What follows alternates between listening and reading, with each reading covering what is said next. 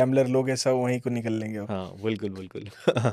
तो सर जैसे दुबई की बात अभी हम कर रहे हैं, तो एज अ ट्रेडर, क्योंकि ट्रेडर्स के लिए बना रहे हैं हम लोग ये पॉडकास्ट, तो एज अ ट्रेडर कितनी इनकम होनी चाहिए कि तुम ऐसे सोच भी पाओ कि भाई मेरे को अब दुबई चले जाना चाहिए, क्योंकि यहाँ तो टैक्स की लात पड़ रही है लगातार, तो यार अब कितना कमाऊं कि भाई दुबई की सोचना स्टार्ट कर दूं। देखो मिनिमम, क्योंकि वहाँ का स्टैंडर्ड ऑफ लिविंग हाई है एज कम्पेयर टू इंडिया, हम्म।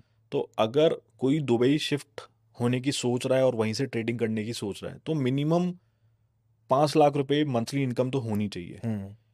ये मिनिमम है। और अगर आप एक लग्जरी लाइफ जीना चाहते हो तो मिनिमम 10 लाख रुपए की इनकम होनी चाहिए। एक बार 10 लाख रुपए की इनकम हो गई तो डेफिनेटली जो आप यहाँ पे इंडिया में टैक्स दे रहे हो वो आपका बचेगा ही बचेगा, और उसको उड़ाओ, उसको ऐश तुम करो वहाँ पर, एज अ लग्जरी भी फील लग्जरी कर करो। सकते हो। वहाँ पे आप लो अपना लैम्बोर्गिनी लो, अपना रोल्स रॉयस लो, जो भी आपके सपने हैं पूरे कर सकते हो। और हाँ। आप ये सोच के करो कि भाई फॉर एग्जाम्पल मैं 10 लाख रुपए कमा रहा हूँ इंडिया में, तो 3 लाख रुपए गवर्नमेंट को दे रहा था, तो हम्म। 3 लाख रुपए आप अलग रखो, सेविंग करो, और आगे उसको जो भी आपका शौक है या जो भी आपका सपना है उसमें इन्वेस्ट करो।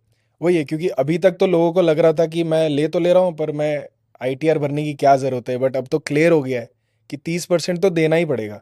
Now that that is clear, तो दुबई सबसे बेस्ट ऑप्शन ही नज़र आ रहा है कि तुम लोग पैसे क्यों ही बचाओगे जब तुम वहाँ जाके उसको उड़ा सकते हो अपने ऊपर ही, और लग्जरी का मज़ा ले सकते हो। Right right.